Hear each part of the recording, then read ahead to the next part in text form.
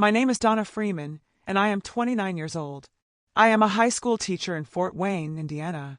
I work hard to help students discover what they are good at and find the courage to share their ideas. I have always believed that my work could change someone's life, even in small ways, and that belief gave me pride and a sense of purpose. But last month, when I walked into my dad's birthday dinner carrying a homemade cake and a bottle of wine, I hoped just once my family might see me for who I really am. Instead, I received a hurt I will never forget. My mom looked me straight in the eyes and said, "We wish we didn't have to deal with you." And my dad, he just nodded as if it meant nothing. Those words burned like fire, cutting deeper than any argument we had ever had. My whole life I had been the invisible one, always living in the shadow of my older brother, the golden child with the fancy job and perfect life. I had stayed quiet, put up with the comparisons, and waited for them to notice me. But that night, something inside me finally broke. I stood up, stared them down, and said, "Perfect. Don't call me when you need help." Then I walked out, my heart pounding, knowing it was over. 1 week later, my phone lit up. 30 missed calls from Dad and a single desperate text from Mom. Please, what would you have done if your parents said those words to you? Drop your thoughts in the comments. I'm curious to see how others might have handled this situation. Growing up in Fort Wayne, Indiana, our middle-class life looked picture-perfect. Nice house, annual vacations, Sunday dinners. But underneath it all, I was the odd one out. My older brother, the golden child, was the star. A lawyer with a corner office. He just bought a sleek new house and landed a big promotion. My parents couldn't stop bragging. My father, retired from a bank job, would light up every time my brother's name came up, telling everyone about his latest courtroom win. My mother, who manages a local retail store, would jump in, praising his work ethic, his charm, his everything. Me, I'm just Donna, the high school English teacher helping kids understand Shakespeare and their own struggles.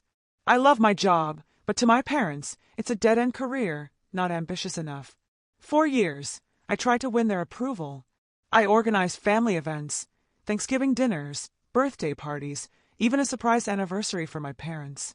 I would spend hours planning menus, decorating, making sure everything was perfect. Once I lent my mother $2,000 when her car broke down, no questions asked.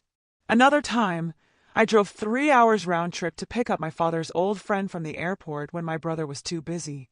But no matter what I did, it was never enough. At every gathering, they would steer the conversation back to my brother's achievements, his new car, his fancy clients.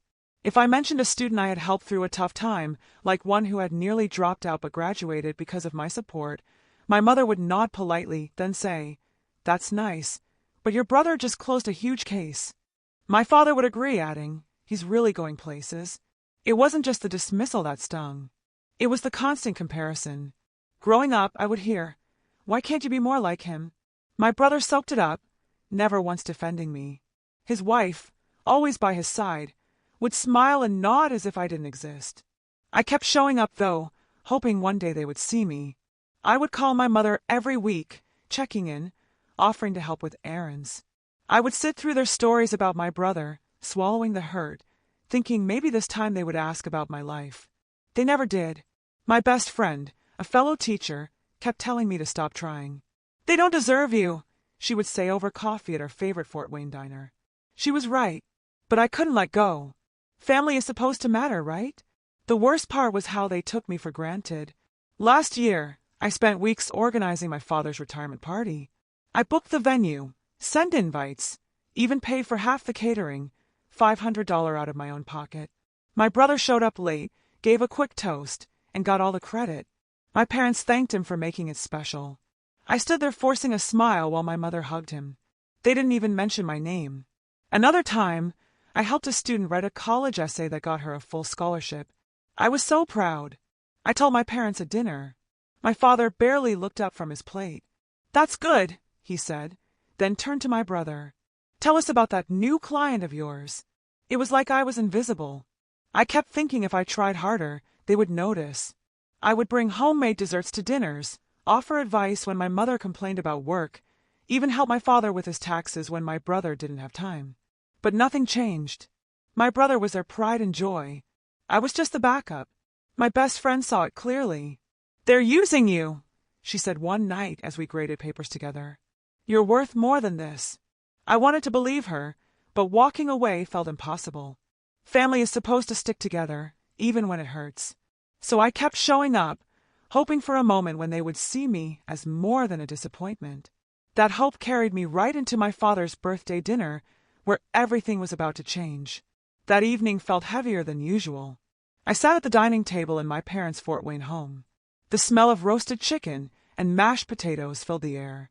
My father's birthday dinner was in full swing, the table crowded with relatives and a few of his old bank colleagues. My older brother, Eric, held court as always. He leaned back in his chair, grinning as my mother gushed about his latest triumph, a big promotion at his law firm. "He's running the whole department now," she said, her voice dripping with pride. "And that new house of his. 3 bedrooms, modern kitchen, just stunning." My father nodded, raising his glass. To Eric, making us proud. Everyone cheered, clinking glasses while I forced a smile, my fork poking at my plate. His wife, sitting next to him, beamed like she had won the lottery. I had heard it all before, the endless praise for Eric's achievements. But I thought tonight might be different. I had had a tough week at school, but also a win. One of my students, a quiet girl named Lily, had been struggling with panic attacks, barely showing up to class. I had spent weeks talking her through it, connecting her with a counselor, even helping her rewrite a late essay to pass English. She just told me she was back on track, even thinking about college. It felt like a small victory, the kind that keeps me going. So when the table quieted for a moment, I took a deep breath and spoke up. "I had a good week, too," I said, looking around. One of my students was in a rough spot, but I helped her through a crisis. She's doing so much better now. The words barely left my mouth before my mother cut in. "That's nice, Donna," she said, her tone flat like she was humoring a child. "But you know, teaching. Such a simple job. Have you thought about doing something bigger like Eric? Maybe go back to school, get a real career." The table went silent. My father looked down at his plate, not saying a word. Eric smirked, swirling his wine glass. His wife glanced at me, then away, like she hadn't heard. My cheeks burned, but I tried again. "It's not simple," I said, my voice tighter. "This girl was falling apart. I spent hours helping her, and now she's got a shot at college." My mother waved a hand, dismissing me. "That's sweet, but let's be real. Eric's out there winning cases, buying property. You should aim higher, Donna." I gripped my napkin, my knuckles white. I wanted to scream that teaching wasn't lesser, that helping a kid like Lily mattered. But the words stuck in my throat. My father finally looked up, but only to say, "She's right, Donna. You could do more." Eric leaned forward, his voice smug. "Teaching's fine, but it's not exactly changing the world, is it?" His wife giggled, covering her mouth. The relatives murmured, some nodding, others avoiding my eyes. I felt like I was shrinking, my efforts reduced to nothing in their eyes. I had spent years trying to prove myself, showing up for them. But here I was, invisible again.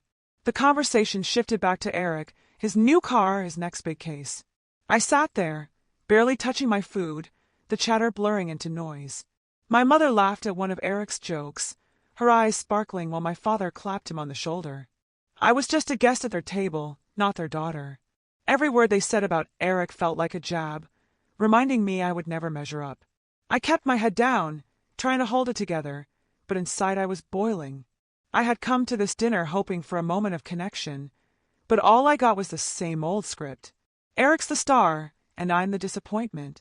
The dessert plates were cleared, and the mood shifted. The chatter at my father's birthday dinner died down as my mother leaned forward, her wine glass in hand, a serious look on her face. "We need to talk about the future," she said, glancing at my father. The relatives fell silent, their eyes darting between her and my older brother Eric. I sat stiffly, still stinging from my mother's earlier dismissal of my work. My father nodded, folding his hands. "It's time we sorted out the estate," he said. "The house, the savings, everything we've worked for." My stomach twisted. I had never heard them talk about this so openly, not with me in the room. My mother spoke first. "Eric's done so well," she said, her voice warm as she looked at him. He's reliable, successful. It makes sense for him to handle most of it. Eric sat up straighter, his chest puffed out. His wife squeezed his arm, her smile wide. We're thinking of leaving the house to you, Eric, my father added. You've got a family, a future to build. It's only fair. I blinked, trying to process. The house where I had grown up, where I had carved my initials into the backyard tree, was being handed to my brother like I didn't exist. I opened my mouth to speak, but my mother kept going. You're the one we can count on, she said to Eric. Not everyone pulls their weight. That hit me like a punch. What's that supposed to mean? I asked, my voice sharp. The table went quiet. My mother raised an eyebrow like I had overstepped. Oh, Donna, don't make a scene, she said. You know what I mean. Your teaching job, it's fine, but it's not like you're building anything substantial. You're more of a burden than a help. My heart stopped. A burden. I had spent years helping them, planning their parties, lending money, being there. My father didn't look at me, just sipped his coffee. Eric leaned back, his lips twitching like he was enjoying this. His wife stared at her plate, silent. I couldn't stay quiet. A burden, I said, my voice shaking. I've been there for you every time you needed me. I've given everything, and you call me that. My mother sighed like I was being difficult. Donna, let's be honest, she said. Eric's the one who's made something of himself. You're just there. We wish we didn't have to deal with you. The words landed like a blade. My father nodded, his face calm, like he agreed completely. The relatives shifted uncomfortably, but no one spoke up. Eric's wife glanced at me, then away, her silence louder than words. I stood up, my chair scraping the floor. You're wrong, I said, my voice low but steady. I've given you more than you deserve. My mother rolled her eyes. Don't be dramatic, she snapped. Eric chuckled, muttering, always making it about you. I looked around the table at the faces that wouldn't meet my eyes. My whole life, I had tried to prove I was enough. But in that moment, I saw the truth. They would never see me. My father's nod, my mother's words. They weren't just a slip. They meant it. I grabbed my purse, my hands trembling. I wanted to scream, to flip the table, to make them feel the weight of their words, but I held it together, barely. I took one last look at my parents, at Eric's smug face, at the family that had just written me off. I had come to this dinner hoping for a shred of respect, but I was done begging for it.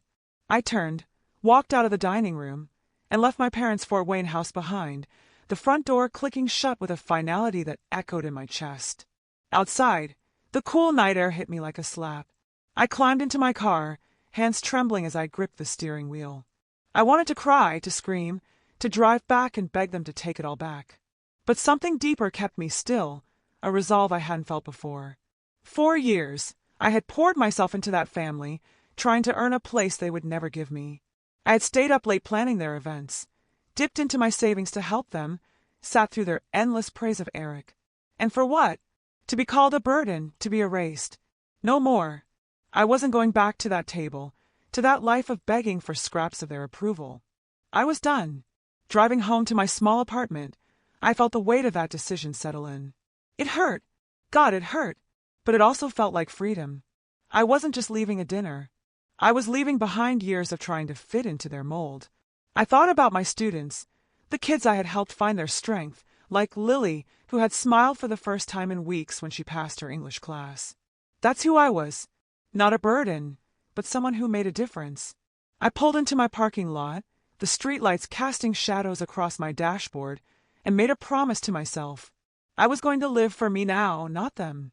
The next morning, I woke up with a fire in my chest. I didn't want their calls, their apologies, if they even came.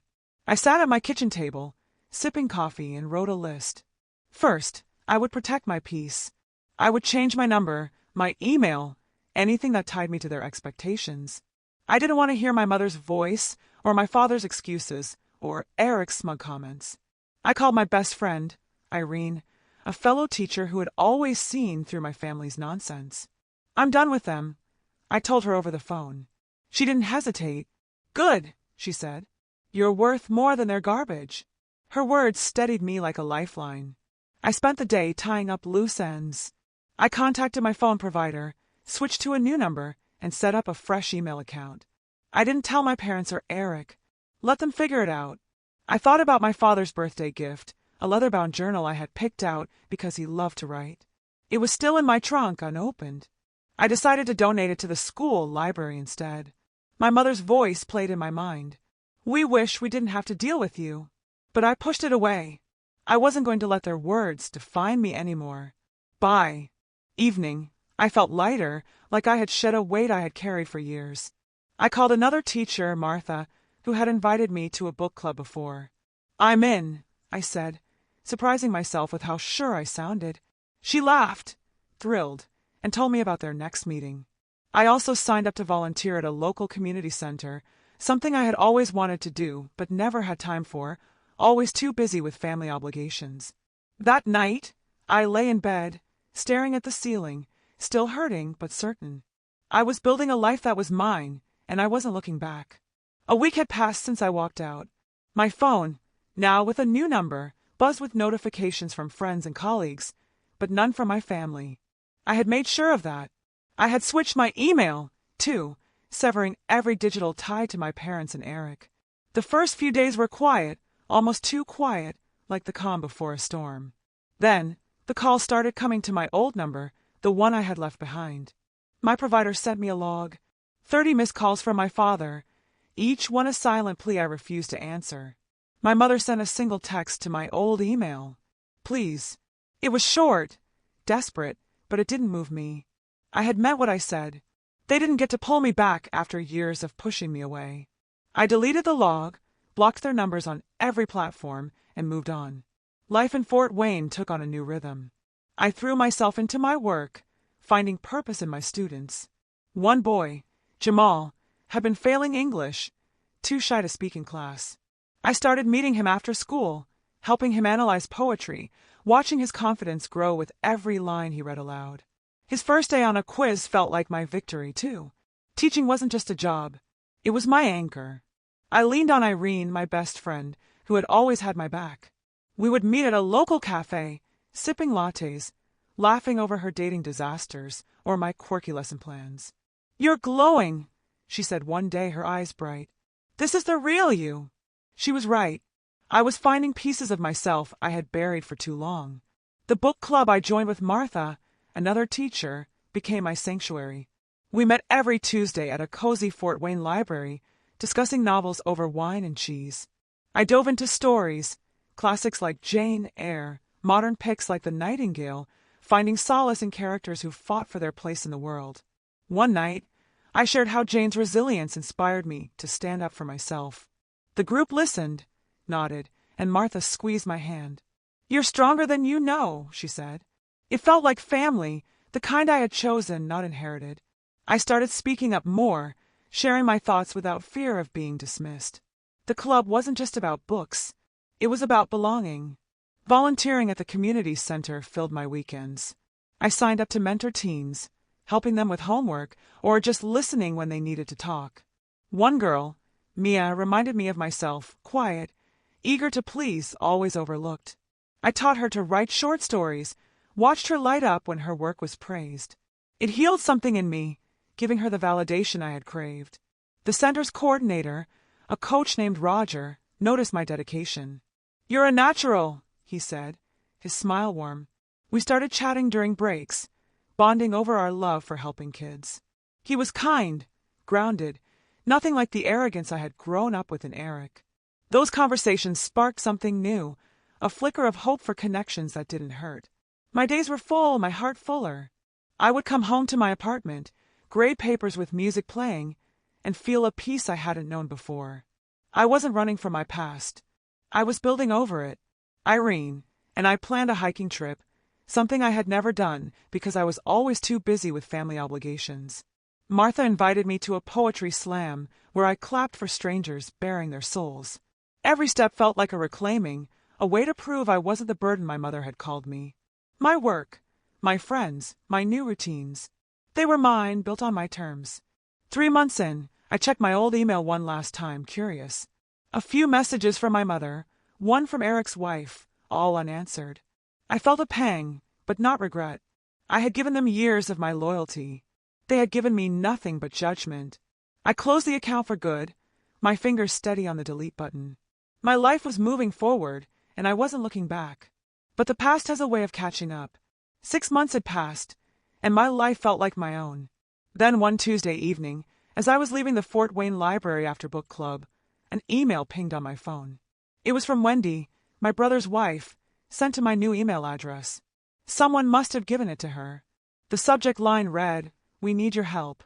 My stomach sank. I hadn't spoken to anyone in my family since the night I walked out. I opened the email, expecting an apology, but instead it was a plea. Eric had been charged with embezzling client funds, hundreds of thousands of dollars taken from his law firm's accounts. The news had hit Fort Wayne like a scandal, splashed across local headlines.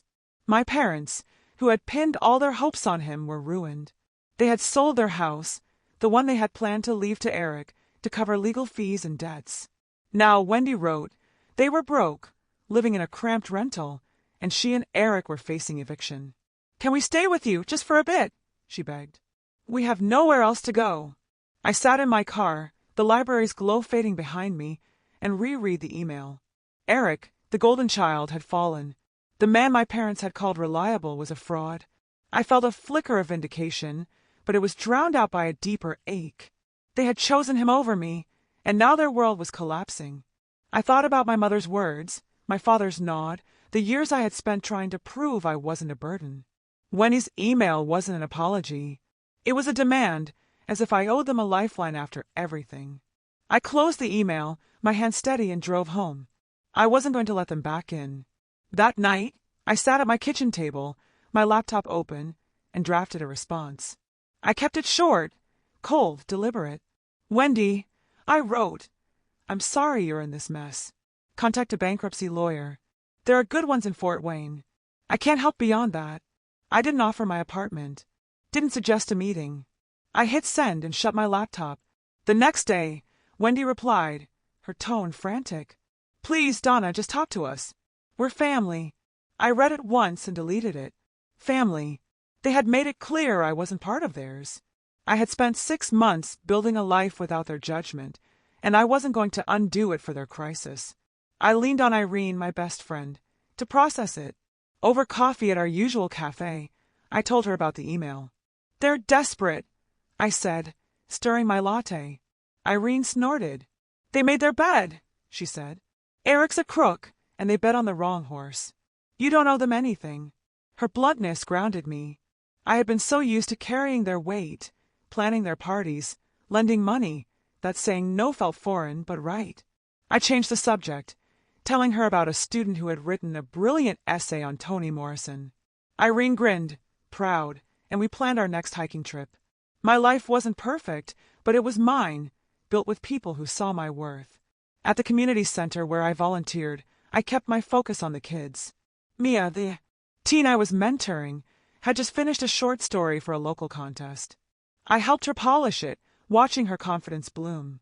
Roger, the coach, stopped by during a session, offering to read it. "You're doing something real here," he told me, his voice warm. I smiled, grateful for the support. The center, the book club with Martha, my classroom.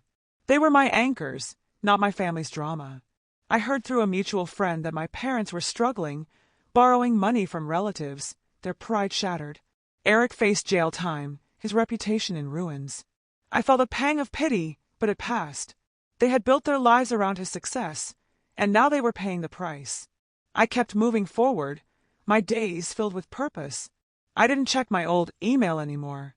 Didn't look for their calls. Wendy sent one more message, begging again, but I didn't reply. My silence was my answer. I had given them enough years of my heart, my time, my loyalty. Now I was choosing myself. But some choices come with unexpected consequences. A year had passed since that night. I stood in my classroom, now with a new title, head of the English department, organizing lesson plans for the upcoming semester. The promotion had come after months of hard work, mentoring students, and leading curriculum changes.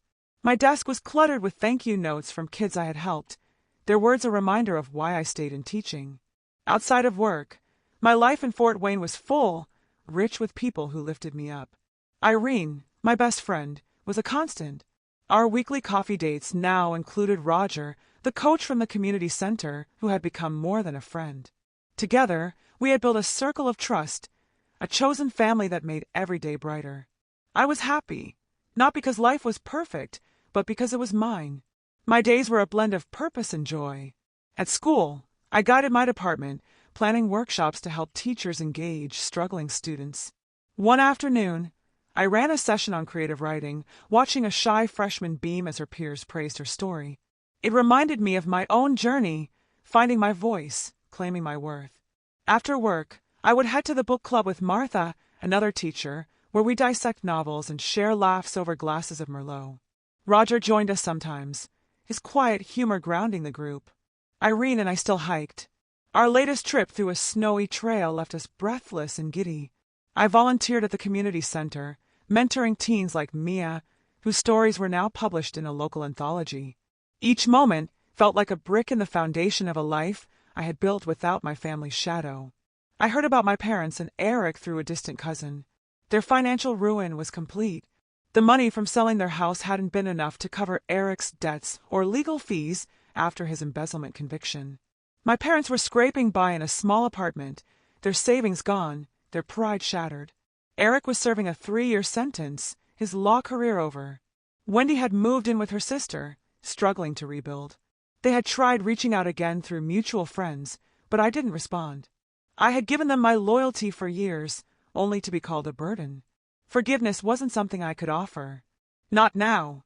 Maybe not ever. Their choices had led them here, just as mine had led me to this new life. One evening, as I sat with Irene and Roger at a local diner, I reflected on how far I had come. Irene was teasing Roger about his terrible taste in music, and I laughed, feeling lighter than I had in years.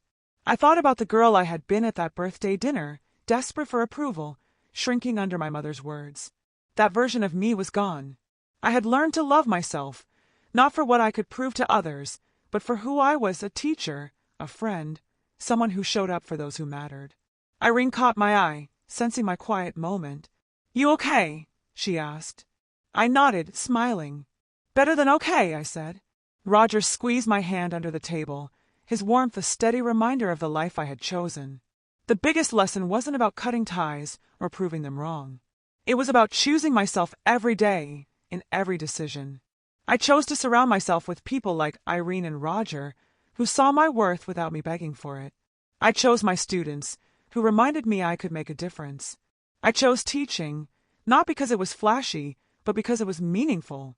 My family's downfall was a distant echo, a consequence of their own making. I didn't gloat, didn't dwell. I had moved on, not out of spite, but because I deserved to. As I walked home that night, the Fort Wayne skyline glowing under a clear sky, I felt whole. My apartment was small, my life simple, but it was enough. I had built something real, something lasting. The past was behind me, and the future was mine to shape.